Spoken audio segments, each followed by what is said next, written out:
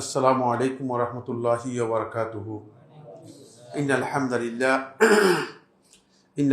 لله نحمده ونستعينه ونستغفره ونعوذ بالله من شرور أنفسنا وسيئات أعمالنا. من يهده الله فلا مضل له ومن يضلل فلا هادي له.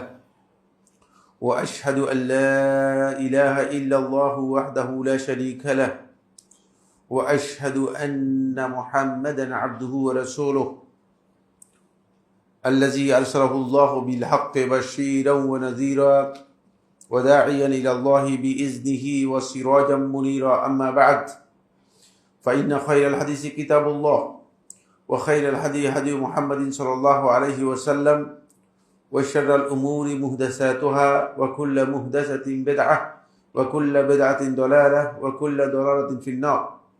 قال الله سبحانه وتعالى في كلامه المجيد: أعوذ بالله من الشيطان الرجيم ومن أضل ممن اتبع هواه بغير هدى من الله.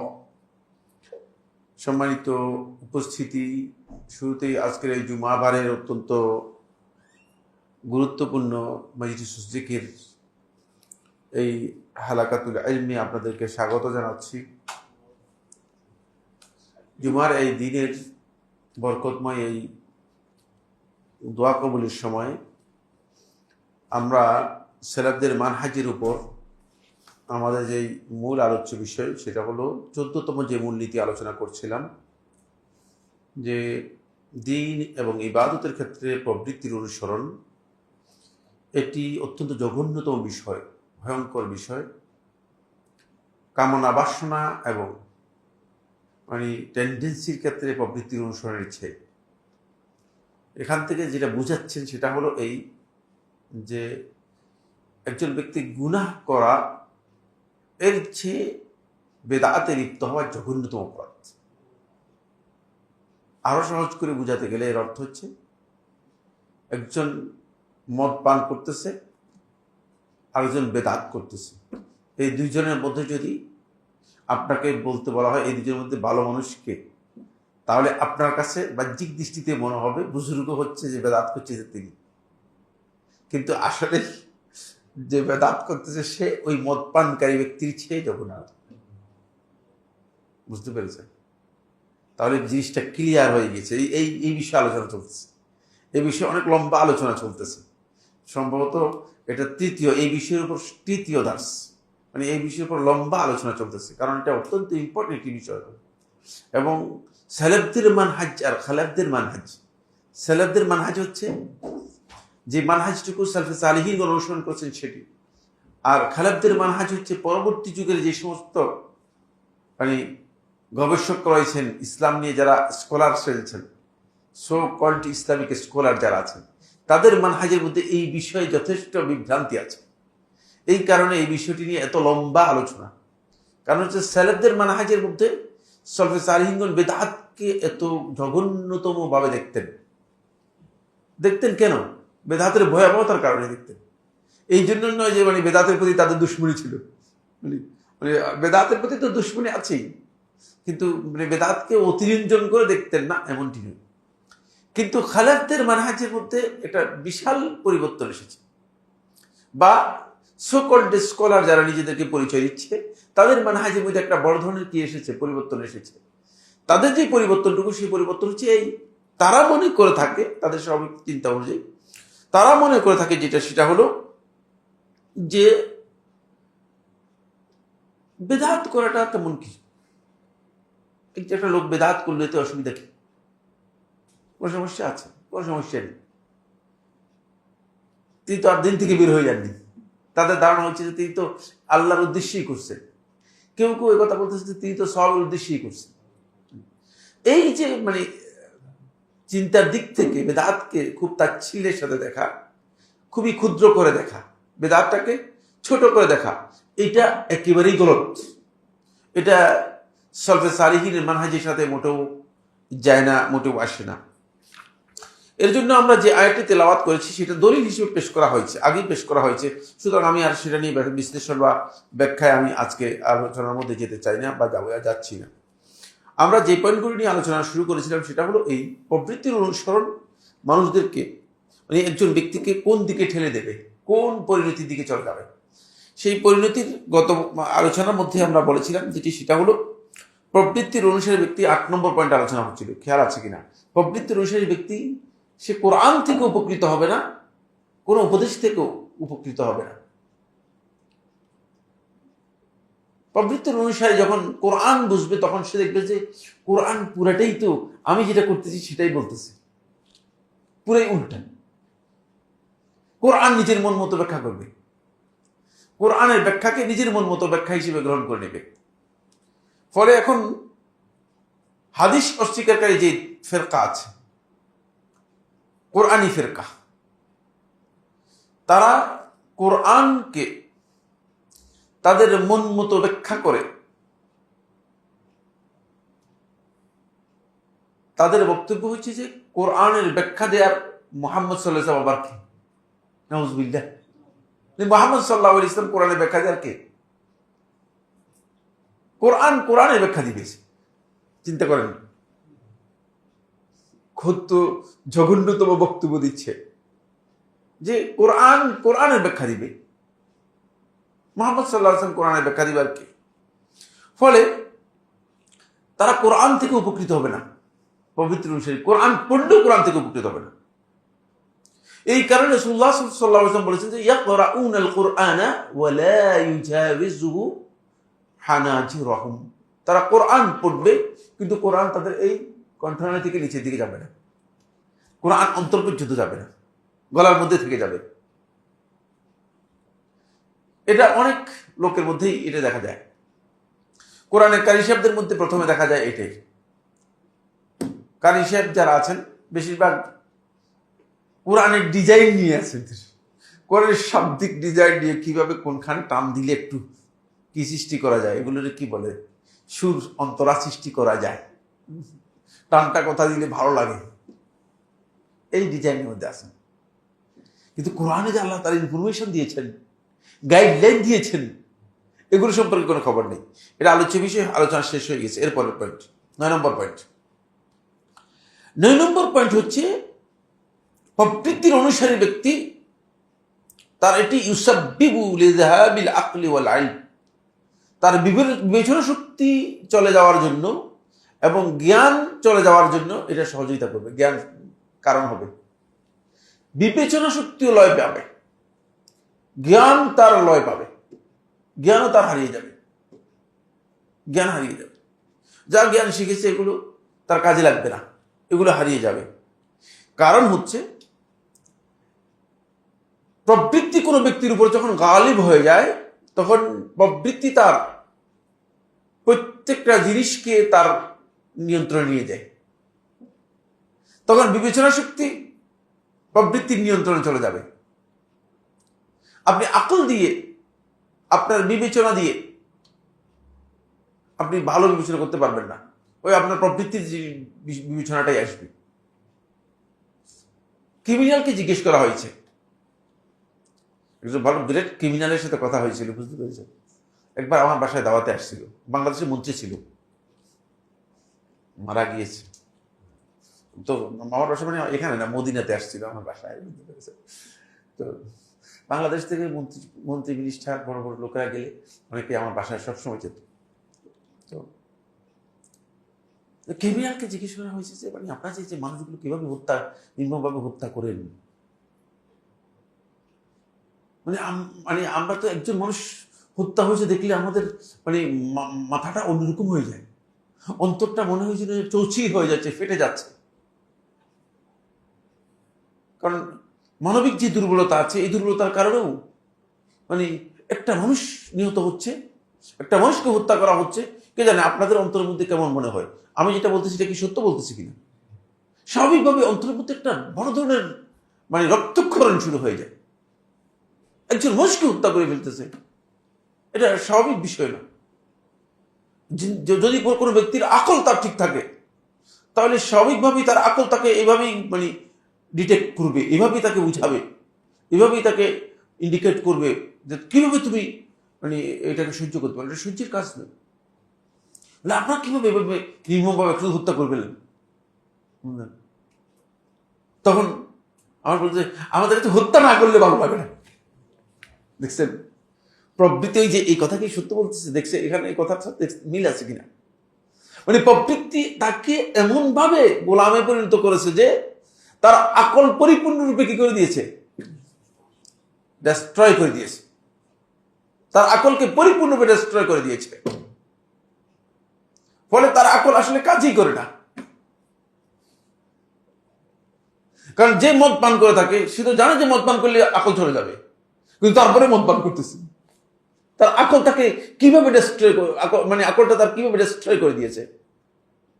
ওই যে প্রবৃত্তির অনুসরণ, প্রবৃত্তির অনুসারী হওয়ার কারণে তার মনে হচ্ছে মদ পান করবো আমি, হিরোইন যারা পান করতেছে ইত্যাদি, গাঞ্জা বাদ দিলাম। ও কাযালিকাল ইলম, অনুরূপভাবে ইলম। কারণ মানুষকে নিয়ন্ত্রণ করার জন্য মানুষের ইলম, জ্ঞান অপরিহার্য একটি বিষয়। কারণ জ্ঞানের মাধ্যমে মানুষ আলো পাবে।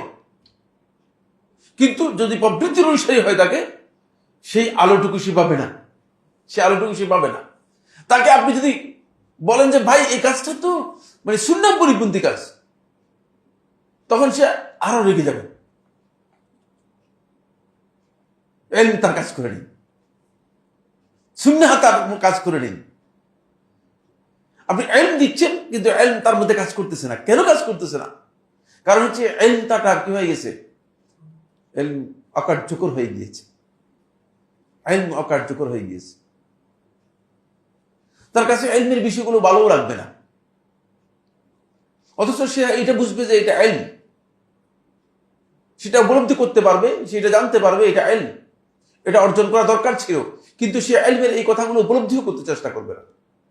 এটা প্রবৃত্তি অনুসারীর ক্ষেত্রে হবে। এখানে খুব সুন্দর একটি উদাহরণ শেখুল ইসলাম ইবনুল কাইয়িম রাহিমাহুল্লাহ তার কিতাবের মধ্যে উল্লেখ করেছেন। যেমন ক্বালা ইবনুল কাইয়িম বলেন, সামি'তু রাজুলান ইয়াকুলু লিশাইখিনা ইবনে তাইমিয়াহ, যে এক ব্যক্তিকে দেখলাম, শুনলাম, সে আমাদের শেখ ইবনে তাইমিয়া রাহমাতুল্লাহি আলাইহিকে বললেন, ইবনে তাইমিয়ার কাছে এসে বললেন এইভাবে, ইযা খানা আর-রাজুলু ফি নাকদি দারাহিম, যদি কোনো ব্যক্তি দিরহাম নাকদ করার ক্ষেত্রে, নাকদ হচ্ছে মানে দিরহাম যাচাই করার ক্ষেত্রে, কোনো ব্যক্তি যদি খেয়ানত করে, দিনার এবং দিরহাম কোনটা আসল কোনটা মুজাইয়াফ, কোনটা জাল, এটা মানে চিহ্নিত করার জন্য, এটাকে যাচাই করার জন্য কিছু সংখ্যক লোক ছিল দায়িত্বশীল, তাদের কাছে নিয়ে যেত। যখন আপনি মনে করেন 500 দিনার দিবেন অথবা 500 দিরহাম দিবেন, তখনকার সিস্টেমের কথা বলছি, তখন তারা ওই লোকের কাছে, ওই লোক বসে থাকতো, বুঝলেন না, ওই লোকের কাছে বসে থাকতো, ওই লোকের কাছে, ওই লোক ওই কাছে দিরহাম নিয়ে আসতো। দিরহাম নিয়ে এসে এইভাবে ধরে ধরে বুঝতে, মানে তার মানে অভিজ্ঞতা তাকে, এটা এটা দিরহাম, আবার এটা এটা আস্তে করে সরাই দিচ্ছে, মানে এটা দিরহাম না, মানে এটা মুজাইয়াফ, জাল করেছে, কালার একই।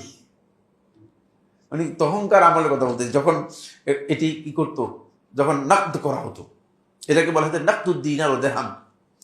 বলতেছেন ইজা খানা আর-রাজুলু ফি নাকদি দারাহিম, যদি কোনো ব্যক্তি দিরহাম এর নাকদের ক্ষেত্রে, যাচাই করার ক্ষেত্রে যদি খিয়ানত করে, সালাবাহুল্লাহু মা'রিফাতান নাকদি, আল্লাহ রাব্বুল আলামিন তার কাছ থেকে নাকদের জ্ঞানটাই আল্লাহ তাআলা উঠাই নিয়ে যান। খেয়ানত করলে, কয়েকজন আসছে ওই জন্য খেয়ানত করেছে, টাকা নিয়ে আমার এগুলো চালাই দাও, তাহলে আল্লাহ রাব্বুল আলামিন তার কাছ থেকে নাকদের জ্ঞানটাই উঠে নিয়ে যাবে। তখন আর যাচাই করতে পারে না, তখন তার কাছে কোনটা মুজাইয়াফ কোনটা বুঝতে পারবে না, এটা উঠে নিয়ে যান।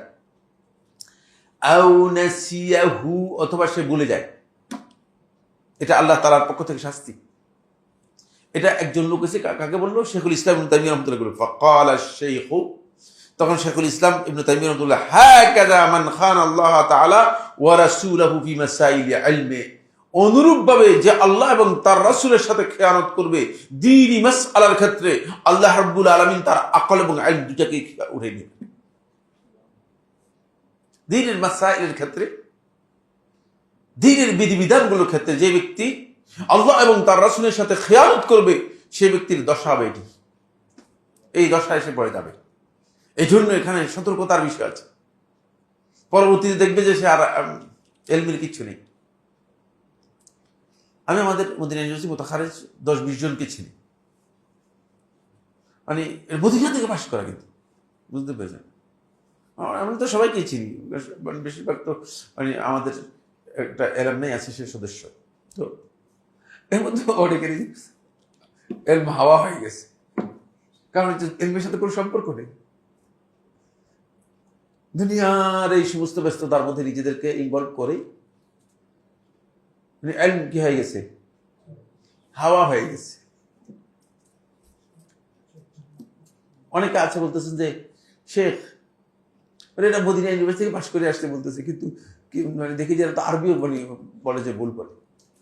তার কারণ হচ্ছে এলমের সাথে কোনো সম্পর্ক চলে গেছে, ভুলে গেছে, সব ভুলে গেছে। আল্লাহ তাআলা উঠে নিয়ে গেছে, আল্লাহ রাব্বুল আলামিন ভুলিয়ে দিয়েছেন, ভুলিয়ে দিয়েছেন। এটা একেবারে বাস্তব উদাহরণ, মানে এখান থেকে বোঝা যাচ্ছে যে, কারণ কোন ব্যক্তি তার প্রবৃত্তির অনুসারী ব্যক্তিকে এই হিকমত থেকে আল্লাহ তাআলা বঞ্চিত করে দিবেন। আর যে আল্লাহ এবং তার রাসূলের সত্যিকার অনুসারী হবেন, তার অনেক জ্ঞান নেই, জ্ঞান খুব কম, কিন্তু তার জ্ঞানটা উপকারী জ্ঞান হবে, তার জ্ঞান থেকে মানুষ উপকৃত হবে, তার জ্ঞান থেকে মানুষ উপকৃত হবে, কাজে লাগবে। এই জন্য এটা অত্যন্ত গুরুত্বপূর্ণ একটা বিষয়। 10 নম্বর পয়েন্ট হচ্ছে প্রবৃত্তির অনুসরণ, এটি সাবাবুল লিল-ইবতিদাই ফিদ-দীন, দ্বীনের মধ্যে বেদাত প্রডিউস করার একটা পথ।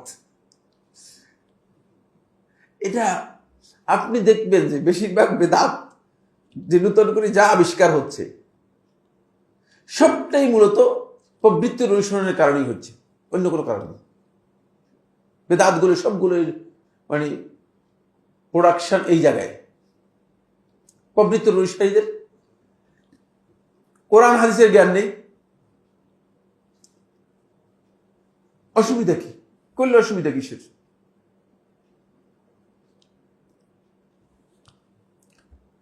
যেমন মনে করেন সম্মিলিত মুনাজাত,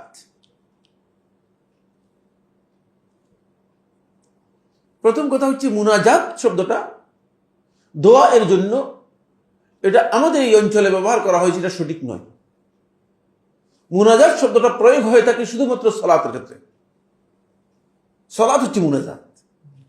মুনাজাত হচ্ছে একজন ব্যক্তি গোপনে আরেকজনের সাথে কিছু কোনো বিষয় সম্পর্কে কি করা, আলাপ করা, সংলাপ করা, এটা হচ্ছে মুনাজাত। তো এটা গোপনে আলাপ করলে মানে আপনি তো অন্য কেউ জানার সুযোগ নেই, এটা শুধুমাত্র সালাতের মধ্যে। মুনাজাতটা সালাতের মধ্যে এসেছে, রাসূলুল্লাহ সাল্লাল্লাহু আলাইহি ওয়াসাল্লাম হাদিসের মধ্যে বলেছেন, মুসনাদ আহমদ হাদিসের মধ্যে এসেছে, ফাইন্নাল আবদা ইউনাজি রাব্বাহু ফি সালাতিহি, বান্দা যখন সালাতের মধ্যে থাকে তখন সে তার রবের সাথে মুনাজাত করে। আর এছাড়া বাকি কোনোটাই মুনাজাত না, এগুলো দোয়া। বুঝতে পেরেছি এগুলো কি? আচ্ছা, আর দোয়া এর আসল হচ্ছে ব্যক্তিগত ইবাদত। দোয়া কখনো মানে আপনি কি দোয়া করবেন, আমি কি দোয়া করবেন, দোয়া হচ্ছে ব্যক্তিগত বিষয়। এর জন্য কোনো জামাতের কোনো ব্যবস্থা নেই। এটা কোনো জামাতের মানে সালাতের জন্য জামাতের ব্যবস্থা আছে, দোয়ার জন্য জামাতের কি নেই, কোনো ব্যবস্থা নেই। কিন্তু শয়তান এটাকে এমন ভাবে ডেকোরেশন করে দিয়েছে যে প্রবৃত্তির অনুসারীকে জিজ্ঞেস করবেন অসুবিধা কিসের ভাই, আল্লাহর কাছে দোয়া করতেছে, আল্লাহর কাছে দোয়া করতেছে। অসুবিধার বিষয়ে আমরা আলোচনা করতেছি আমরা রাসূলুল্লাহ সাল্লাল্লাহু আলাইহি ওয়াসাল্লামের তরিকা আমাকে অনুসরণ করতে হবে। আসলে দ্বীনের ব্যাপারে আমি আল্লাহ রাসূলকে অনুসরণ করতে পারলাম কিনা, সেটা হলো কথা। সুবিধা অসুবিধার মাসালা নয়। অনেককে দেখবেন যে যখনই বেদাতের মাসালা আসবে তখনই তিনি প্রবৃত্তির অনুসারী মাসালার উত্তর হচ্ছে ভাই এতে কোনো সমস্যা নেই, সমস্যা নেই, এই কথা আপনি বলবেন না। আপনি বলবেন যে সুন্নায় এটা আছে কিনা, সুন্নায় না থাকলে বলবে না এটা সুন্নায় নেই, সুতরাং ইবাদত হিসেবে করার ইসলামে কোনো বিধান নেই, এই কথা বলবে না। প্রবৃত্তির অনুসারী এই কথা বলবে না, কোনোদিন বলবে না। সে মনে করবে যে অসুবিধা নেই। বরং আমাদেরকে অনেকে বলতেছে বেদাতের জন্য দলিল কোথায়। এই বেওকুফ ব্যক্তি এটাও জানে না যে বেদাতের দলিল হয় না। বেদাতের কি হয় না? দলিল হয় না। কারণ বেদাত তো দলিল না থাকার কারণে কিন্তু বেদাত হয়েছে। দলিল থাকলে তার বেদাত হতো না। সুতরাং এই কথাটুকু পর্যন্ত মাথার মধ্যে জ্ঞান নেই। 11 নম্বর পয়েন্ট হচ্ছে যেটি, সেটা হলো ইন্নাহু মাহলাকাতুম মিন মাহলাকাত। প্রবৃত্তির অনুসরণের ব্যাপারে রাসূলুল্লাহ সাল্লাল্লাহু আলাইহি ওয়াসাল্লাম হাদিসের মধ্যে বলেছেন যে 3টি জিনিস মানুষের জন্য মাহলাক, ধ্বংসের কারণ। এই বিষয়ে আমরা যখন মুহলিকাত আলোচনা করেছি, আপনারা জানেন, এটা এখানে আলোচনা করিনি, অনেক আগে আলোচনা করেছি, সম্ভবত 14-15 এই সালগুলোতে মুহলিকাতের উপর লম্বা আলোচনা করেছি। আমার খেয়াল আছে দীর্ঘ আলোচনা হয়েছে। মুহলিকাত হচ্ছে ওই সমস্ত কাজ যেগুলো একজন ব্যক্তির আখলাক, চরিত্র, একজন ব্যক্তির আমল, তার কাজকর্ম, একজন ব্যক্তির তারপরে তার ইবাদত, এবং একজন ব্যক্তির কথা এবং কাজ এবং তার আকীদা, বিশ্বাস, এই সবগুলোকে ধ্বংস করে। এই ধরনের কাজগুলো আলোচনা করেছি। এটা লম্বা আলোচনা হয়েছে, একাধারে আলোচনা হয়েছে, অনেক লম্বা আলোচনা হয়েছে আল মুহলিকাত ওয়াল মুনজিয়াতের উপর। আমরা তো লম্বা আলোচনা আগে আলোচনা করেছিলাম। মুহলিকাতের মধ্যে একটি মুহলিকা হচ্ছে প্রবৃত্তির অনুসরণ। যখন কোনো বান্দা প্রবৃত্তির অনুসারী হবে, তখন সেটি তার ধ্বংসের কারণ হয়ে যাবে, তাকে ধ্বংস করে দেবে। প্রবৃত্তি অনুসরণ করলে তার আকীদা, বিশ্বাস এবং আখলাক সবটাই তার নিজের কোরআন এবং হাদিসের দলিলের ভিত্তিতে হবে না, আন্দাজের উপর চলবে। সবটাই আন্দাজ, অনুমানের উপর চলবে। আন্দাজ, অনুমানের ভিত্তিতে সে এগুলো করবে। 12 নম্বর পয়েন্ট হচ্ছে প্রবৃত্তির অনুসরণ এই কাজটি ইউআদ্দি ইলাল গুলু ফিদ্দীন, দ্বীনের ব্যাপারে বাড়াবাড়ি এবং সীমা লঙ্ঘন করা, এর দিকে নিয়ে যায়। দ্বীনের ব্যাপারে বাড়াবাড়ি এবং সীমা লঙ্ঘনের দিকে নিয়ে যায়। আপনি দেখবেন যে শরিয়ার মৌলিক বিষয়েও বাড়াবাড়ি অতিরিক্ত করতেছে, অতিরঞ্জন করতেছে। কেউ ইবাদতের মধ্যে বৃদ্ধি করে দিচ্ছে, কেউ আমলের মধ্যে বৃদ্ধি করে দিচ্ছে, কেউ সালাতের রাকাতের মধ্যে বৃদ্ধি করে দিচ্ছে। মানে যার যেভাবে পাচ্ছে সে বৃদ্ধি করে দিচ্ছে ইচ্ছা মতো। অতিরঞ্জন যেটাকে বলে, এই অতিরঞ্জনের দিকে প্রবৃত্তির অনুসরণ নিয়ে যায়। আলী ইবনে আবি তালেব রাদিয়াল্লাহু তাআলা বর্ণনা করেন, তিনি বলেন, ইন্নামা আখাফু আলাইকুম ইসনাতাইনি, আমি তোমাদের উপর 2টি জিনিসের আশঙ্কা করছি। এটা অবশ্য এই মর্মে একটি রিওয়ায়াতে সাব্যস্ত হয়েছে। হাদিসে যে রিওয়ায়াতটি সাব্যস্ত রয়েছে সে রিওয়ায়াতটি হুবহু এই লফজে নয়, এই জন্য আমরা ওই হাদিসের লফজটাকে এখানে আনি নেই। এটা মওকুফ আলী ইবনে আবি তালেব রাদিয়াল্লাহু আনহু থেকে মওকুফ রিওয়ায়াত। মওকুফ যে রিওয়ায়াত রয়েছে এই রিওয়ায়াতের বক্তব্যটুকু এনেছি। ইন্নামা আখাফু আলাইকুম ইসনাতাইন, 2টি জিনিস, 2টি বৈশিষ্ট্য আমি তোমাদের উপর আশঙ্কা করছি, ভয় করতেছি। তুল আল আমাল, অনেক বড় আশা। আশা করেছে 10 তলা একটা বিল্ডিং যদি করা যায়, মানে আশার তো মানে লম্বা লম্বা। দুনিয়ার আশাকে যত বড় করবেন ততই আপনি মানে ক্ষতিগ্রস্ত হবেন। একবারে শর্ট করুন, যথাসম্ভব এটাকে সীমার মধ্যে রাখেন, যথাসম্ভব সীমার মধ্যে রাখেন। দেখবেন যে কোনো টেনশন থাকবে না, কোনো দুশ্চিন্তা থাকবে না, কোনো ক্ষতির মধ্যে থাকবেন না। আর আশা যখন অনেক লম্বা করবেন তখন দেখবেন যে সারাক্ষণ নির্গুম থাকতেছেন, নির্গুম থাকতেছেন, বুঝলেন? সারাক্ষণ দুশ্চিন্তায় ভুগছেন। দুনিয়া নিয়ে যারা অনেক বেশি ব্যস্ত হবে সে সবচেয়ে বেশি ক্ষতিগ্রস্ত, অনেক বেশি ব্যস্ত, সবচেয়ে বেশি ক্ষতিগ্রস্ত। আপনারা হয়তো বলবেন যে কি ব্যাপার, আপনি দুনিয়ার প্রতি এত মানুষদেরকে বিরাগ বাজন করার চেষ্টা করতেছেন কেন? এটা আসলে বিরাগ বাজন করার জায়গা, বিরাগের জায়গা, বুঝতে পেরেছি? এখানে এরকম মোহর কিচ্ছু নেই। কারণ কোন জিনিস আপনাকে উপকৃত করবে না, আপনাকে ছেড়ে না গিয়ে উপকৃত করবে না, ছেড়ে যাবে তারপর উপকৃত করবে। আপনার পকেটের মধ্যে টাকা, আপনি যখন অন্যজনকে দিবেন তখন আপনি খেতে পারবেন, নাহলে খেতেও পারবেন না। নাহলে টাকা চাবাই খেতে হবে, টাকা চাবাই খেতে পারবেন না। আপনি দেখেন প্রত্যেকটা দুনিয়ার এই জিনিসগুলোর মধ্যে সবটার মধ্যেই এটা রয়েছে। সুতরাং এগুলো, এর প্রতি আমাদের যত বেশি লোভ বৃদ্ধি করব তত বেশি আমাদের ক্ষতি। 2 নম্বর হচ্ছে ওয়াত্তিবাউল হাওয়া, প্রবৃত্তির অনুসরণ। এই দুটি জিনিস আলী ইবনে আবি তালেব রাদিয়াল্লাহু বলেন, আমি তোমাদের উপর আশঙ্কা করছি। ফাইন্না তুলাল আমালি ইউনসিল আখিরাহ, কারণ দুনিয়ায় বড় লম্বা আশা করা, অনেক বড় কিছু আশা করা, এটা ইউনসিল আখিরা, আখিরাতকে সবসময় আপনাকে ভুলিয়ে রাখবে। ব্যস্ত, মানে আখিরাত আবার কোথায়, বুঝলেন?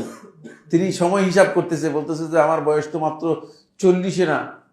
তিনি হিসাব করতেছে, মানে 80-90 পর্যন্ত এক ধাক্কায় যাবো, তারপরে দেখা যাবে।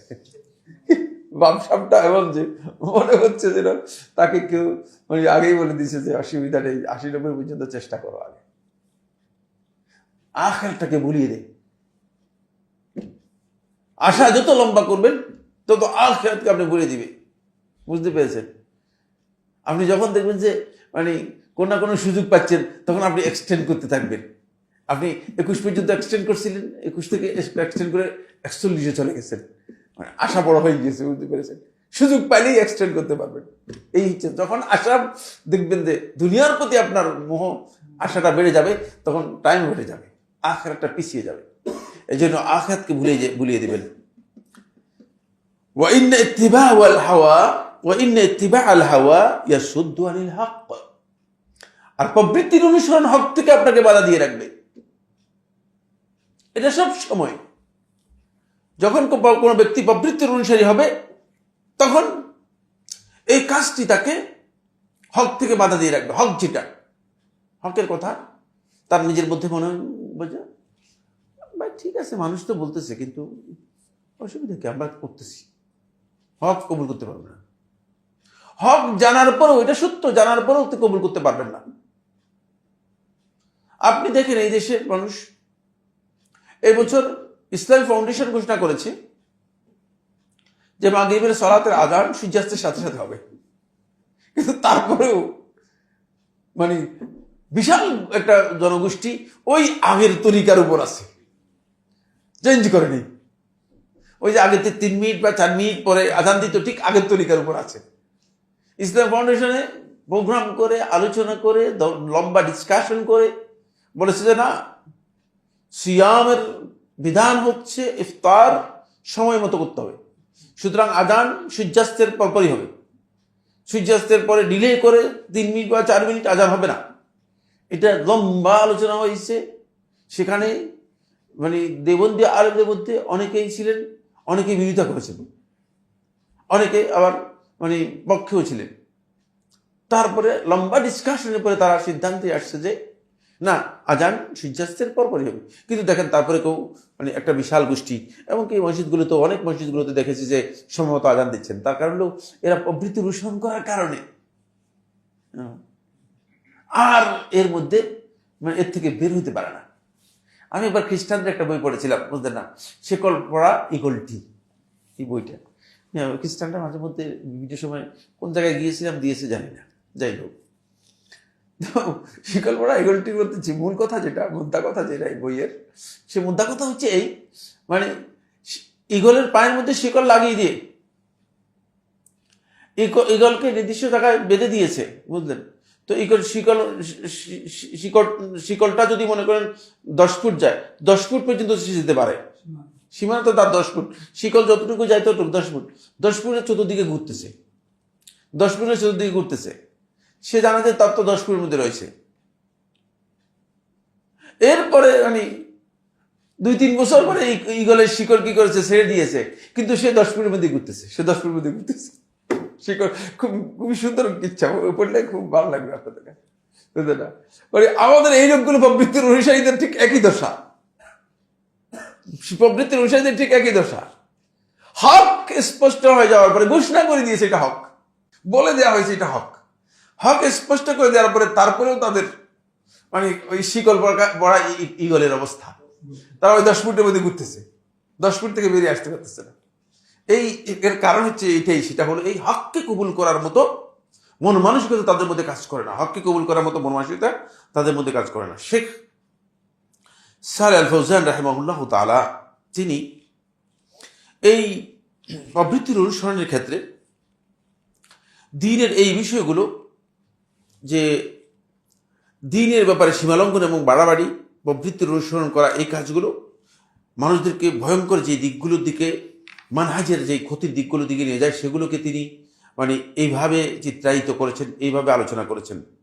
সে পয়েন্টগুলো এক নম্বর হচ্ছে, আপনি প্রবৃত্তির অনুসরণ করলে আপনি শিরকের দিকে ধাবিত হবেন। সেটা একজন আল্লাহর ওলি নয়, তাকে বলবেন আল্লাহর ওলি। এই ব্যক্তি যে আল্লাহর ওলি, এটা বলার বৈধতা আপনার কাছে কোথায় থেকে আসলো? না, এটা বৈধতা কোথায় থেকে আসলো? কয়েকজন একবার আমাকে বললেন যে শেখ, আপনার প্রোগ্রামটা আমরা দেখি টেলিভিশনে, কিন্তু আপনি দেখি যে অলিদের বিরুদ্ধে বলেন। তাহলে আমি অলিদের বিরুদ্ধে একটা শব্দ তো আমি কোনদিন জীবনে বলছি আমার জানা নেই। আপনি কোত্থেকে মানে আমার কাছ থেকে অলিদের বিরুদ্ধে বলি এ কথা বের করেছেন? আমি তো অলিদের বিরুদ্ধে বলি না। আমি বললাম যে আমি তো অলিদের বিরুদ্ধে বলি না। সুতরাং আপনি কিসের ভিত্তিতে বলছেন যে আমি অলিদের বিরুদ্ধে বলি? বলছে না, আপনার কথা থেকে মনে হয় যেন আপনি অলিদের বিরুদ্ধে বলেন। তখন আমি বললাম যে না, যেই ব্যক্তি নিজেকে অলি দাবি করে অথচ সে আসলে আল্লাহর ওলি নয়, সে তো মিথ্যাবাদী। মিথ্যুকের বিরুদ্ধে যদি আমি বলে থাকি তাহলে সেটা সত্য হতে পারে, কিন্তু আমি যে আল্লাহর ওলি আসলে তাকে আমি তার বিরুদ্ধে কোনোদিন আমি কথা বলবো না, কোনোদিন আমি কথা বলবো না। কোনো ব্যক্তি যদি নিজেকে দাবি করে আমি আল্লাহর ওলি, এর চেয়ে বড় মিথ্যাবাদী আর কেউ আছে? এর বড় মিথ্যুক। কারণ তাকে আল্লাহ তাআলা তো বলেন নাই যে তুমি আল্লাহ আমার ওলি। সে নিজেই কি করেছে, নিজেকে আল্লাহ ওলি দাবি করার কোনো বৈধতা আছে কিনা? আর কোনো বৈধতা নেই, কোনো বৈধতা নেই। সীমা লঙ্ঘনকারীদের অবস্থা এমনটাই। সীমা লঙ্ঘন করার কারণে দেখেন প্রবৃত্তির অনুসারীরা কোথায় গিয়েছে। তারা ঈসা ইবনে মরিয়ম আলাইহিস সালাতু ওয়াস সালামের কে সম্পর্কে বলেছে যে আল্লাহর পুত্র। কোথায় চলে গিয়েছে, সীমা লঙ্ঘন করেছে। তারপর তারা উযাইর আলাইহিস সালাতু ওয়াস সালামকে তারা আল্লাহর পুত্র বানিয়ে নিয়েছে। তারা কবরগুলোকে মাজার বানিয়ে নিয়েছে। তারা সাধারণ মানুষদেরকে, আল্লাহর বান্দা যারা আছে তাদেরকে মাবুদে পরিণত করে নিয়েছে, তাদেরকে মাবুদ হিসেবে পরিণত করে নিয়েছে। এটা হচ্ছে মূলত প্রবৃত্তির অনুসারীদের চরম পরিণতি। এই শিরকের দিকে তারা চলে যায়। 2 নম্বর যে বিষয়টি, সেটা হলো এই প্রবৃত্তির অনুসারীরা কোথায় কোথায় মানুষদেরকে কাফের এবং মানুষদের রক্ত প্রবাহিত করা, হত্যা ইত্যাদির দিকে মানুষদেরকে নিয়ে যায়। আপনি এই দেশটা দেখেন না, মানে আমি কিছুই বুঝতে পারতেছি না। এটা কি আমার মূর্খতা কিনা আমি জানি না। কি হয়েছে, ছাত্র কারা এরা? কোথায় কোথায় এসে রাস্তাঘাট দখল করে মানুষদেরকে মানে অহেতুক কষ্ট দিচ্ছে। হ্যাঁ, রাস্তা মানে এরা যদি ছাত্রই হয় তাহলে শিক্ষকদের সাথে তাদের আচরণ এমন কেন? এটা কোন ধরনের ছাত্র? এদেরকে আমরা কি শিক্ষা দিচ্ছি? এদেরকে আমরা কি পড়াচ্ছি? এখন এই যে মানে বিষয়গুলো, এর কারণ হচ্ছে একটা, সেটা হলো এই, আসলে এরা নিজেদের জ্ঞান বিবেচনাকে কাজে লাগাচ্ছে না। এরা প্রবৃত্তির অনুসারী, এদেরকে কেউ উস্কাই দিচ্ছে, অথবা কেউ এদের পেছনে পেট্রোডলার ব্যবহার করতেছে। বুঝতে পেরেছেন? কোনো না কোনো কারণে তাদেরকে পথভ্রষ্ট করার জন্য, কাজে লাগানোর জন্য, কোনো হিডেন এজেন্ডা, কোনো গোপন এজেন্ডা তাদের মাধ্যমে বাস্তবায়ন করানোর জন্য। একটা জাতি কোথায় কোথায় মিছিলের জাতি। আসেন তাহলে মিছিল করি। কি রে মিছিল? আরে বাবা, মিছিলের কি আছে এখানে? মিছিল করে কি মানে এটা কে আপনাকে কথা বলেছে? আমি একবার, এটা মনে হয় 98 সালে দাওয়াতি কাজে মদিনা থেকে আমি আল খাবজিতে গেলাম, সৌদি আরবের একেবারে পূর্ব এলাকা। বুঝতে পেরেছেন? এটা হলো কুয়েতের সাথে। কুয়েত বর্ডারের বর্ডার নাম হচ্ছে খাবজা, কুয়েত বর্ডার, সেখানে। তো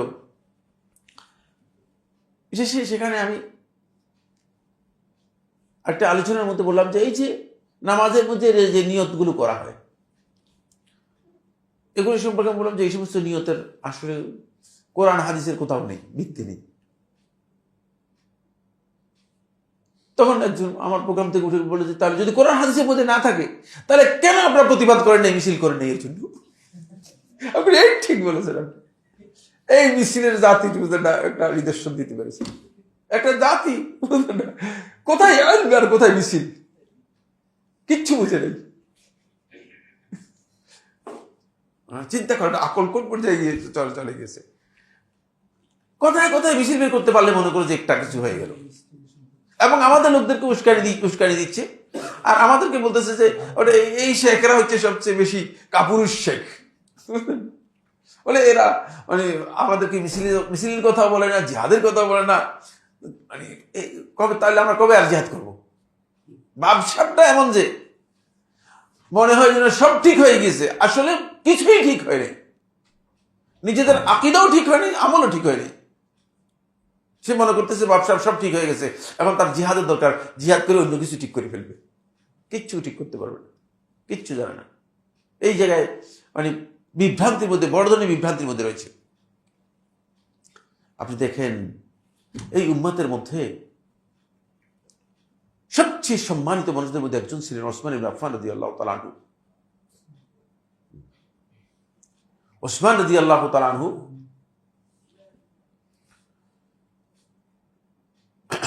তিনি সেই যে রাসূলুল্লাহ সাল্লাল্লাহু আলাইহি ওয়াসাল্লামের সময় ওসমান রাদিয়াল্লাহু তাআলা মদিনার বাগান কিনে বীর এবং উনে সহ ওই বাগানকে ওসমান রাদিয়াল্লাহু ওয়াকফ করে দিয়ে গিয়েছিলেন। ওসমান রাদিয়াল্লাহু যে ওয়াকফ করে দিয়েছিলেন, সেই ওয়াকফ আজকের দিন পর্যন্ত মদিনাতে রয়েছে। এর এখন মানে বর্তমান ভ্যালু মানে বিলিয়ন মার্কিন ডলারের কাছাকাছি। বুঝতে পেরেছেন? দেখেন কত বছর হলো, 1446 হিজরি চলছে। তখনকার সময় ওসমান রাদিয়াল্লাহু তাআলা আনহু মদিনায় যাওয়ার দ্বিতীয় বছর ওসমান রাদিয়াল্লাহু তাআলা আনহু মানে এই কাজ করেছিলেন। এত মহান যে ব্যক্তি ওসমান রাদিয়াল্লাহু তাআলা আনহু, যাকে রাসূলুল্লাহ সাল্লাল্লাহু আলাইহি ওয়াসাল্লাম একাধিকবার জান্নাতের সুসংবাদ দিয়েছেন, কিন্তু প্রবৃত্তির অনুসারীরা ওসমান রাদিয়াল্লাহু হত্যা করেছে কি করে নেই? হত্যা করেছে। ওসমান রাদিয়াল্লাহু হত্যা করেছে প্রবৃত্তির অনুসারীরা। দেখছেন? এই জন্য প্রবৃত্তির অনুসরণ কত ভয়ঙ্কর। মুসলিমদের রক্ত প্রবাহিত করতে, মুসলিম যে কোন মুসলিম, আমার মতো মনে করেন না মানে হাঁটু ভাঙ্গা মুসলিম, একটা হচ্ছে হাঁটু ভাঙ্গা, এটা হচ্ছে ইয়েতে, এটাকে কি বলে নরসিংদীতে, আর একটা মাথা ভাঙ্গা, এটা হচ্ছে ইয়েতে, এটা বগুড়ায়। হাঁটু ভাঙ্গা আর মাথা ভাঙ্গা মুসলিম যদি হয়, আমাদের মধ্যে এরকম হাঁটু ভাঙ্গা আর মাথা ভাঙ্গা মুসলিম হলে তাহলে একটা কথা ছিল, যিনি বেহেশতের সুসংবাদ, জান্নাতের সুসংবাদ পেয়েছেন তাকে হত্যা করছে প্রবৃত্তির অনুসারীরা। কত ভয়ঙ্কর বিষয়, বুঝার বিষয় রয়েছে। তারপরে আল্লাহ রাসূল সাল্লাল্লাহু আলাইহি ওয়াসাল্লাম এর কাছে সর্বপ্রথম যিনি ইসলাম গ্রহণ করেছেন, যিনি রাসূলুল্লাহ সাল্লাল্লাহু আলাইহি ওয়াসাল্লামের সন্তান হিসেবে লালিত পালিত হয়েছেন, আলী ইবনে আবি তালিব রাদিয়াল্লাহু আনহু, তাকেও হত্যা করেছে প্রবৃত্তির অনুসারীরা। দেখছেন? কাফেররা হত্যা করে নাই। এই জন্য যখন ওমর ইবনে খাত্তাব রাদিয়াল্লাহু আনহুকে হত্যা করার মানে যখন আঘাত করেছেন, তখন ওমর রাদিয়াল্লাহু আনহু বলেছেন যে কে আমার গায়ের উপর ছুরি চালিয়েছে? তখন বলছে যে আবু লুলু, মুগীরা ইবনে শুআবার গোলাম। তখন বলছে আল্লাহু আকবার, আলহামদুলিল্লাহ, কোন একজন মুসলিম সিজদা দিয়েছে আল্লাহর নামে, এই ব্যক্তি আমাকে হত্যা করে নাই, একজন কাফের হত্যা করেছে। বুঝতে পেরেছেন? আর এদের যারা হত্যা করেছে এই মহা ব্যক্তিদেরকে সবগুলো মুসলিম, প্রবৃত্তির অনুসারী হওয়ার কারণে তাদেরকে হত্যা করেছে। কত ভয়ঙ্কর বিষয়, প্রবৃত্তির অনুসারীকে হত্যা করেছে। আসুন 3 নম্বর পয়েন্ট। 3 নম্বর পয়েন্ট হচ্ছে যেটা, সেটা হলো এই মুসলিমদের মধ্যে খুরুজ এর চেতনাকে সবচেয়ে বেশি উৎসাহিত করবে, খুরুজ হচ্ছে রাষ্ট্রীয় যে ইসলামী রাষ্ট্রের যে অবকাঠামো আছে, অবকাঠামোকে ভেঙে ইসলামী রাষ্ট্রের বিরুদ্ধে বিদ্রোহ ঘোষণা করা, বিদ্রোহের দিকে চলে যাওয়া। এই খুরুজের দিকে প্রবৃত্তির অনুসারীদেরকে বেশি প্রবৃত্তি তাদেরকে কি করবে, উৎসাহিত করবে। এখন মুসলমানদের জামাত ভেঙে দেওয়া হবে। এখন তো মুসলমানদের জামাত বলতে কিছুই নেই। মুসলমানরা এত এত গ্রুপে বিভক্ত যে মানে অনেকে জানেও না যে তিনি কয় দলের মধ্যে যুক্ত আছেন। এরকম আছে যে কয়েকজন আছে যে সকালে এক দলের সাথে যুক্ত থাকেন, রাত্রে আরেক দলের সাথে যুক্ত থাকেন। আপনার কি এরকম কেউ আছেন কিনা এখানে? আল্লাহ মাফ করুক, আল্লাহ মাফ করুক। কি একটা অবস্থা, সাইজ কি! এই যে মানে বিভ্রান্তির জায়গাগুলো এমন জায়গায় নিয়ে গেছে মুসলমানদেরকে, খুরুজের চেতনা তাদের মধ্যে, মানে উম্মার মধ্যে ঐক্য আনতে হলে অবশ্যই সেখানে মানে আপনাকে আমাকে সবাইকেই কিছু না কিছু ছাড় দিয়ে তারপরে এখানে আসতে হবে, অন্যথায় তো ঐক্য আসবে না। কারণ প্রত্যেক ব্যক্তি যদি মনে করেন যে না আমি যেটা বলতেছি সেটাই হক, আপনি যেটা বলছেন বাতিল, তাহলে তো হবেই না। প্রবৃত্ত অনুসারীরা কোন অবস্থাতেই তাদের প্রবৃত্তির বক্তব্য থেকে তারা কি হয় না, নিজেকে সরিয়ে আনতে রাজি হয় না, কোনোদিন রাজি হয় না। সুন্নাহর জায়গায় আসতে হবে, গন্তব্যে আসতে হবে। গন্তব্য হচ্ছে সুন্নায় আসতে হবে, অন্যথায় সেটি হবে না। ফলে রাসূলুল্লাহ সাল্লাল্লাহু আলাইহি ওয়াসাল্লাম মূলত হাদিসের মধ্যে কথা বলেছেন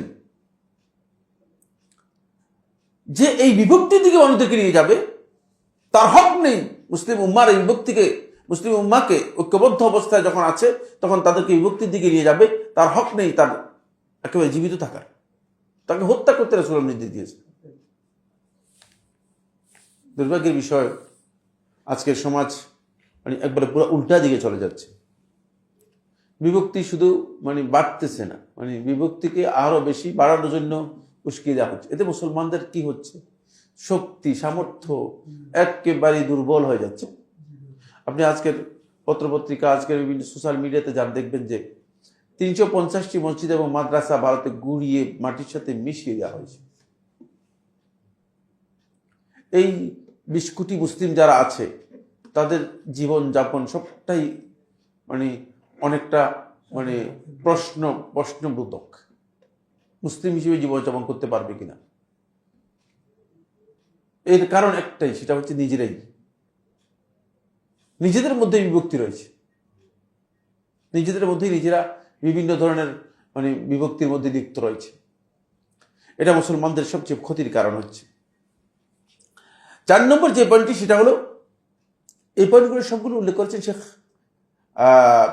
সালেহ আল ফৌজান হাফিজাহুল্লাহ তাআলা। তার বক্তব্য থেকে তিনি সরাসরি এখানে কোট করেছেন। শেখ এই নোটের মধ্যে তিনি এটা উল্লেখ করেছেন। প্রবৃত্তির অনুসারী ব্যক্তি সুন্নাহ এর ব্যাপারে সবথেকে অমনোযোগী হবে এবং মধ্যম পন্থা অবলম্বন করতে পারবে না, কোনোদিন মধ্যম পন্থা অবলম্বন করতে পারবে না। হয়তো কখনো কখনো তার সাহুল করবেন, কখনো কখনো কামখালি করবেন, কখনো কখনো ছাড় দিবেন, বাড়াবাড়ি করবেন। এটা হচ্ছে প্রবৃত্তির অনুসারীদের লক্ষণ।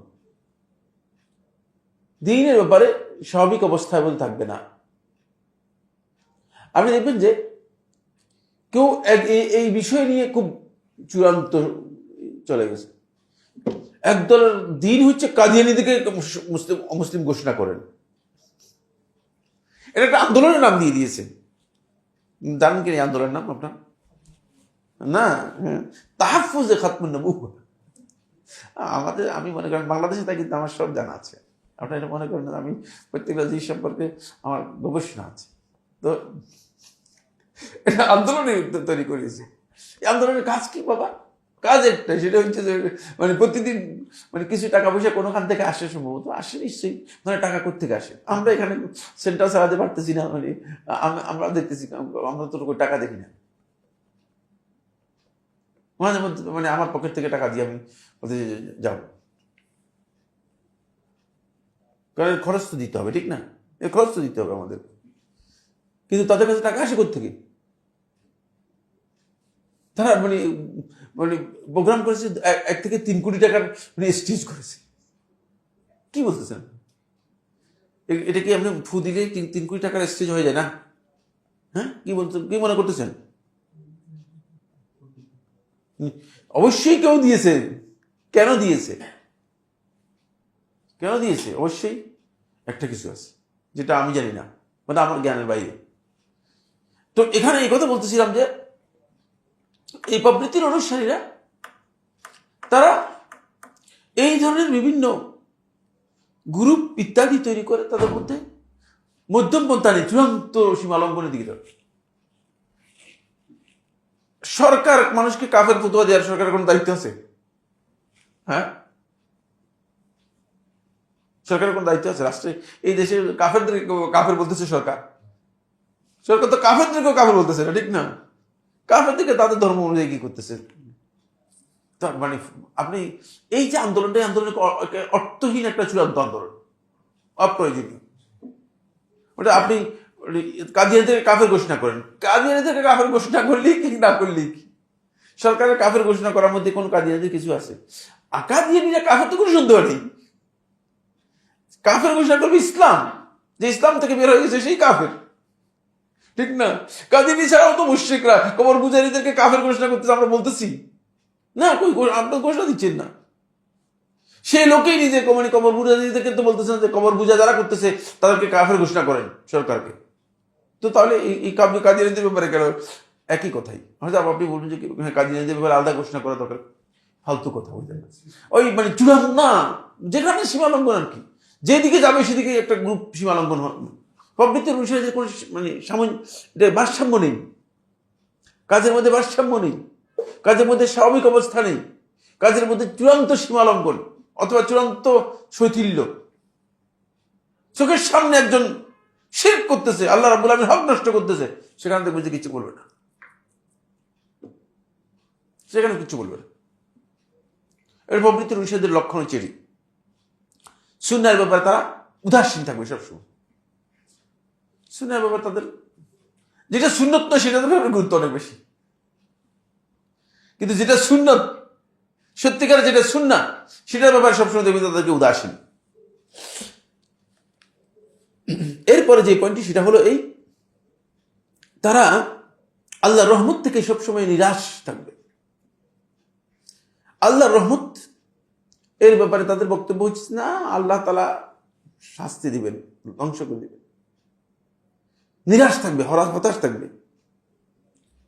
আপনি দেখবেন যে অনেক কথা বলেন, কথা বলার সময় তিনি এমন ভাবে বলেন যে মনে হয় যেন তার কাছে ওহী আসছে আল্লাহর পক্ষ থেকে, এই সবগুলো লোক জাহান্নামে যাবে, শুধু তিনি আর মানে তার আশেপাশে যারা আছে তারা ছাড়া। খবরদার, এটা ইসলামী পদ্ধতি নয়। কোন আলেম যে এই সমস্ত বক্তব্য দিচ্ছেন সবগুলো গলত। কারণ যে ব্যক্তি বলবে যে আল্লাহ তাআলা কসম করে, আল্লাহি ইন্নাল্লাহা লা ইয়াগফিরু লিফুলান, যে আল্লাহ তাআলা আল্লাহর কসম করে বলছে আল্লাহ তাআলা অমুককে ক্ষমা করবে না, আল্লাহ তাআলা তার উপর রাগান্বিত হয়ে যান, এবং আল্লাহ তাআলা বলেন যে কাদ গাফারতু লাহু, আমি তাকে ক্ষমা করে দিলাম, তোমাকে জাহান্নামে দিয়ে দিলাম। আল্লাহ রাব্বুল আলামিন কোনোদিন ছাড় দেন না। সুতরাং মানুষদেরকে এভাবে বলার কোনো সুযোগ নেই আমাদের, মানে ব্যবসা এমন হওয়ার কোনো সুযোগ নেই। এটা সালাফদের মানহাজের পরিপন্থী, যে আপনি মানে নিজেকেই বলবেন যে আপনি হকের উপর আছেন, আপনি জান্নাতি, আর বাকি সব বাতিলের উপর আছে, এভাবে জাহান্নামে দিয়ে দিবেন, টাকা দিয়ে দিবেন না, এরকম কাজ নেই ইসলাম মধ্যে। এটা কঠিন কাজ, এটা মোটেও সঠিক নয়। এরপরে যে বিষয়টি সেটা হলো তাদের মধ্যে প্রবৃত্তির অনুসারীদের আরেকটি বিষয় হচ্ছে যেটা, সেটা হলো তারা ভালো কাজ, নেক আমল যেগুলো আছে, নেক আমল থেকে তারা বেশিরভাগ সময় হঠাৎ করে দেখা যায় যে তারা বিচ্যুত হয়ে যায়। কিছুদিন খুব দেখতেছেন, এটাকে বাংলায় বলা হয় তাকে মানে দুর্বল সংকল্পের অধিকারী। কয়েকদিন মাশাআল্লাহ 5 ওয়াক্ত সালাত জামাতে, বুঝলেন, সব সময় ঠিক আছে, এরপরে হঠাৎ করে দেখবেন যে মানে 3 মাস পরে দেখবেন যে দেখাই যায় না, কি খবরও নেই, কোথায় গেল, কিরা হারিয়ে গেল কেন, কোনো খবর নেই। তার কারণ হচ্ছে এই যে ইমোশনাল আবেগ। ফলে এক জায়গায় গিয়ে কি করছে, একবারে আমল থেকে বাতিল হয়ে যাচ্ছে। তিনি আমলের ক্ষেত্রে নিয়মিত হতে পারে না, তার মধ্যে ইমোশনটা কাজ করে থাকে। এটা সেলেফদের মানহাজের মধ্যে অত্যন্ত গুরুত্বপূর্ণ একটি পয়েন্ট। সেটা হলো এই প্রবৃত্তির অনুসারীদের ক্ষেত্রে সলফে সালিহিনগণ দ্বীনের ব্যাপারে খুব কঠোর অবস্থান গ্রহণ করেছেন এবং তাদের থেকে সতর্ক করেছেন। এরপরে যেই 15 নম্বর যে মূলনীতি, এটি অত্যন্ত গুরুত্বপূর্ণ। আজকের আলোচনার সাথে আমরা 15 নম্বর মূলনীতিতে গিয়ে এসে দাঁড়িয়েছি। 15 নম্বর যে মূলনীতি সেটা হলো সেলফে সালিহিনের যে দাওয়াত বা সালাফি যে দাওয়াত। এই দাওয়াত হচ্ছে সমস্ত মানুষের জন্য একেবারেই উন্মুক্ত। এর মধ্যে কোনো গোপন বিষয়ও নেই, গোপন এজেন্ডাও নেই, আর কোনো ধরনের বিশেষ কোনো বিষয়ও নেই।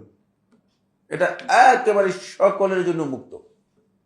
যদি কোনো ব্যক্তি মনে করে থাকেন যে এর মধ্যে বিশেষ কথা আছে, তাহলে তিনি সালাফদের মানহাজ অনুসরণ করেন নাই। এটা খুবই ইম্পর্টেন্ট বিষয়। মসজিদের কোনায়, তারপরে আরেকটা বাড়ির কোনায় 3 জনে মিলে 4 জনে মিলে, এটা ইসলামী দাওয়াত নয়। কি বলতেছেন আপনি এখানে? প্রকাশ্যে সব দাওয়াত, ঠিক না? কোরআন হাদিসের দাওয়াত কি আপনি লুকোচুরি করার জায়গা আছে? কি বলবেন আপনি এখানে? হয়তো জান্নাতের কথা বলবেন, না জাহান্নাম থেকে মানুষদেরকে বাঁচানোর জন্য বলবেন। এখানে আবার গোপন কথা কি আছে? ওই যে না, আপনারা শুনতে পারবেন না, আমরা একটা বিশেষ কথা বলতেছি। সালাফদের দাওয়াতের মধ্যে এই কথা নেই, বিশেষ কোনো এজেন্ডা নেই, বিশেষ কোনো দাওয়াত নেই। যদি বিশেষ কোনো দাওয়াত সেখানে কেউ ইনক্লুড করে, তাহলে সে সালাফদের দাওয়াত দেয়নি। মানহাজটা বুঝতে পেরেছেন? এটা 15 নম্বর মানহাজ। আবার পরে শুনেন, তাহলে আপনার বুঝতে সহজ হবে। 15 নম্বর মানহাজ, আন্না দাওয়াতুহুম যাহিরাতুল লিন-নাসি জামিআন। সালাফদের দাওয়াত, সালাফি দাওয়াতের বৈশিষ্ট্য হচ্ছে যাহিরাতুল লিন-নাস, মানুষের কাছে প্রকাশ্য, সমস্ত মানুষের জন্য প্রকাশ্য। জামিআন, সকল মানুষের জন্য প্রকাশ্য, সকল মানুষের জন্য প্রকাশ্য। স্পেশাল দুজনকে ডেকে নিয়ে, দুজনকে আমি ব্যক্তিগত কথা বলতে পারি, ব্যক্তিগত বিষয়ে আলোচনা করতে নিষেধ নেই, কিন্তু দাওয়াতের মাসআলা যখন আলোচনা হবে তখন এটা ব্যক্তিগত মাসআলা নয়, এটা সকলের জন্য মুক্ত, সকলের জন্য প্রযোজ্য। লা সিররিয়াতা ফিহা, এর মধ্যে কোনো গোপন এজেন্ডা থাকবে না, এর মধ্যে গোপন বিষয় থাকবে না। ওয়ালা তাখসিস, কোনো বিশেষ কোনো কিছু থাকবে না, বিশেষ কোনো কথা থাকবে না যেটা আপনি স্পেশালি বলে দিবেন যে রাত্রে আমরা দুজন কথা বলবো এই বিষয় নিয়ে। না, এরকম কোনো কথা এখানে থাকবে না। খবরদার, এটা সালাফি দাওয়াতের সাথে সাংঘর্ষিক। রাত্রে কোনো দাওয়াতের কারণ নেই, বুঝতে পেরেছেন? প্রকাশ্য দাওয়াত, প্রকাশ্য কথা, কোরআন এবং সুন্নাহর কথা, প্রকাশ্য কথা, ক্লিয়ার বক্তব্য। আসেন, এর কারণ কি? এর কারণ হচ্ছে দাওয়াতুস সালাফিয়্যাতি উসুলুহা সাবিতাতুন। সালাফদের দাওয়াতের উসুল, মূলনীতিগুলো সবগুলো একেবারে সুবিদিত, সুপ্রতিষ্ঠিত। মাআলিমুহা যাহিরাতুন, এর মৌলিক যে দিকগুলো আছে সেগুলো সব প্রকাশ্য। ওয়া আফকারুহা ওয়াদিহাতুন, এর চিন্তাধারাগুলো একেবারেই সুস্পষ্ট। ওয়া হিয়া মাখুযাতুন মিনাল কিতাবি ওয়াস সুন্নতি ওয়া সালাফু হাযিহিল উম্মাহ, আর এটি গ্রহণ করা হয়েছে কিতাব, সুন্নাহ এবং এই উম্মতের সালফে সালিহিনের কাছ থেকে সরাসরি। সুতরাং এখানে বিষয়ের ভিতরে গোপন জিনিস নেই, গোপন জিনিস নেই। কিন্তু আপনি দেখবেন এখন বর্তমানে যে সমস্ত দাওয়াতি এজেন্ডাগুলো চলতেছে, অথবা দাওয়াতি যে সমস্ত সংগঠনগুলো চলতেছে, এগুলো সবগুলো কিন্তু প্রকাশ্যে দাওয়াত। কিছু কিছু বিষয় আছে গোপন, গোপন বিষয় রয়ে গেছে, সবার কাছে গোপন বিষয়, সবার কাছে গোপন বিষয় রয়ে গেছে, গোপন এজেন্ডা আছে। বলছে না, এটা সবার সাথে বলা যাবে না, এটা আপনাকে স্পেশালি বলতে হবে। বুঝতে পেরেছেন? এটা সালাফদের দাওয়াত নয়, সালাফদের দাওয়াতের বাইরে এই মাসালা। এটা বুঝার চেষ্টা করেন। সুতরাং সালফে সালিহিনের এই দাওয়াতের ব্যাপারে দলিল হচ্ছে 1 নম্বর সূরা ইউসুফের 108 নম্বর আয়াত। আল্লাহ সুবহানাহু ওয়া তাআলা বলেছেন, কুল হাযিহি সাবিলি, আপনি বলুন হাযিহি সাবিলি, এটা হচ্ছে আমার রাস্তা। হাযিহি সাবিলি, এটা হচ্ছে আমার রাস্তা। আদউ ইলাল্লাহ, আল্লাহর দিকে আমি আহ্বান করি, ডাকি। আলা বাসীরাতিন, জ্ঞানের ভিত্তিতে, সুস্পষ্ট জ্ঞানের ভিত্তিতে। আনা ওয়া মান ইত্তাবা'আনি, আমি এবং যারা আমার অনুসরণ করে থাকে তারা, ও সুবহানাল্লাহ, আর তিনি পবিত্র আল্লাহ তাআলা, তার পবিত্রতা ঘোষণা করছি, ওয়া মা আনা মিনাল মুশরিকিন, আমি মুশরিকদের মধ্যে অন্তর্ভুক্ত নই। এখানে রাস্তাটা একেবারেই ক্লিয়ার, একেবারেই ক্লিয়ার, দাওয়াতের বিষয়বস্তু একেবারে ক্লিয়ার করে দেওয়া হয়েছে। এটা থেকে স্পষ্ট করার কারণে বোঝা যাচ্ছে যে মূলত এখানে গোপন এমন কোনো বিষয়ে রাখা হয়নি, সূরা আরাফের 158 নম্বর আয়াত, সূরা আরাফের 158 নম্বর আয়াত দলিল হিসেবে পেশ করেছেন। তিনি বলেন, কুল, আপনি বলুন, ইয়া আইয়ুহান নাস, হে মানুষ, ইন্নী রাসূলুল্লাহি ইলাইকুম জামিআন, আমি তোমাদের সকলের কাছে আল্লাহর রাসূল হিসেবে প্রেরিত হয়েছি। আল্লাযী লাহু মুলকুস সামাওয়াতি ওয়াল আরদ, যার জন্য রয়েছে আসমান এবং জমিনের সার্বভৌমত্ব। লা ইলাহা ইল্লাহু, তিনি ছাড়া আর সত্যিকার কোনো ইলাহ নেই। ইউহয়ি ওয়া ইউমীত, তিনি জীবন দেন, তিনি মৃত্যু দেন। ফাআমিনু বিল্লাহি ওয়া রাসূলিহি, সুতরাং আল্লাহর প্রতি ঈমান আনো এবং রাসূলের প্রতি ঈমান আনো। আন-নবী, সেই নবীর প্রতি, আল উম্মি, যিনি উম্মি ছিলেন। আল্লাযী ইউমিনু বিল্লাহি, যিনি আল্লাহর প্রতি ঈমান আনেন। ওয়া কালিমাতিহি, এবং আল্লাহর যে ঘোষণাগুলো আছে তার প্রতি। ওয়াত্তাবিউহু, এবং তোমরা তার অনুসরণ করো। লাআল্লাকুম তাহতাদুন, তাহলে তোমরা হেদায়েত লাভ করতে পারবে। এই আয়াতের মধ্যে দাওয়াতের বিষয়বস্তু খুবই স্পষ্ট করে তুলে ধরা হয়েছে, দাওয়াতের বিষয়বস্তুগুলো খুবই স্পষ্ট, সুতরাং এর মধ্যে অতিরিক্ত কথা নেই। এটাকে আরো ক্লিয়ার করার জন্য এখানে আব্দুল্লাহ ইবনে উমর রাদিয়াল্লাহু তাআলা বর্ণিত একটি হাদিস, এই হাদিসটি ইবনে আবি আসিম রাহিমাহুল্লাহ তাআলা কিতাবুস সুন্নাহর মধ্যে বর্ণনা করেছেন। ইবনে আবি আসিম রাহমাতুল্লাহ আলাইহি কিতাবুস সুন্নাহর মধ্যে বর্ণনা করেছেন, হাদিস নম্বর 1070।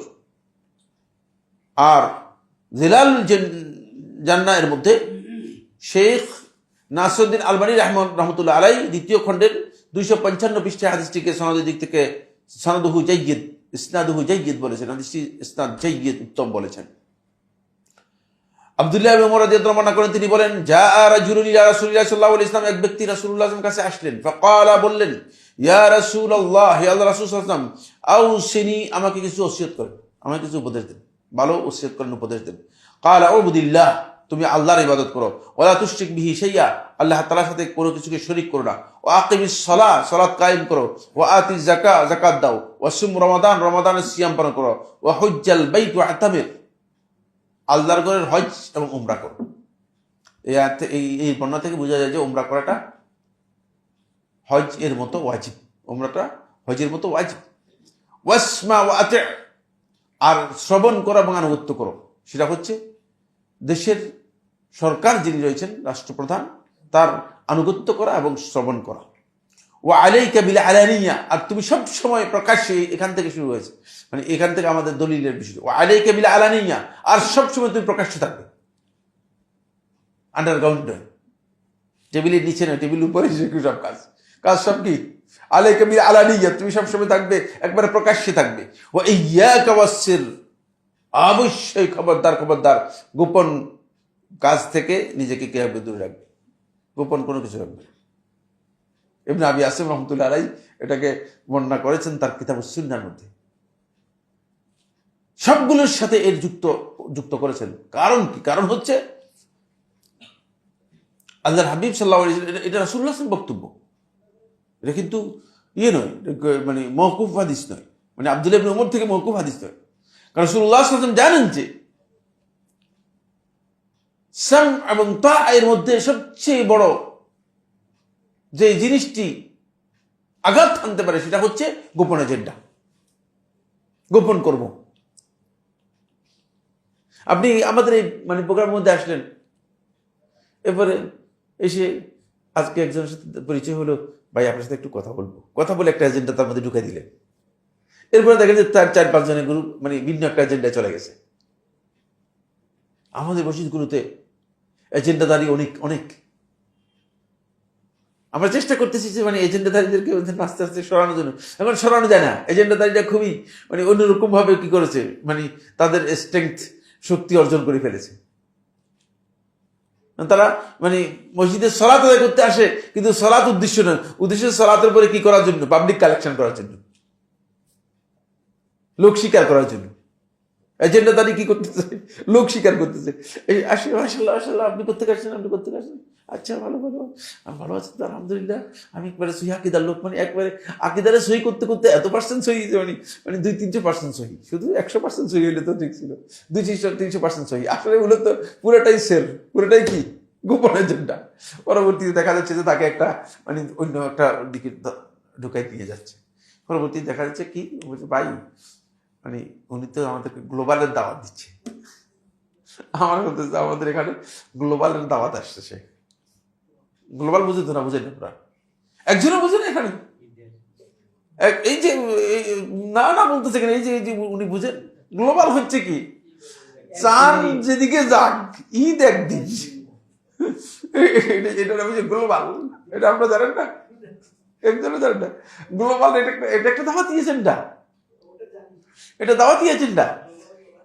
তারা এই দাওয়াতি এজেন্ডা মানে বিভিন্ন মসজিদে গিয়ে আমাদের মসজিদগুলোতে মানে সহি আকিদা 200% সহি আকিদা নিজে দেখাইয়া তারপরে লোকদেরকে বলতেছে দেখেন মানে মানে আরাফা ময়দান কি মানে 2 দিন হবে কিনা, শবে বরাত কি 2 দিন হবে কিনা, শবে কদর কি 2 দিন হবে কিনা, ইত্যাদি ইত্যাদি বলে মানুষদেরকে পথভ্রষ্ট করে তারপরে গ্লোবাল বানায় ফেলতেছে। এমনকি এতেকাফ থেকে একজনকে বের করে নিয়ে গেছে, বলছে স্যার আগে চল ঈদের নামাজটা পড়ে আসি তারপরে এতেকাফে ঢুকে যাবেন।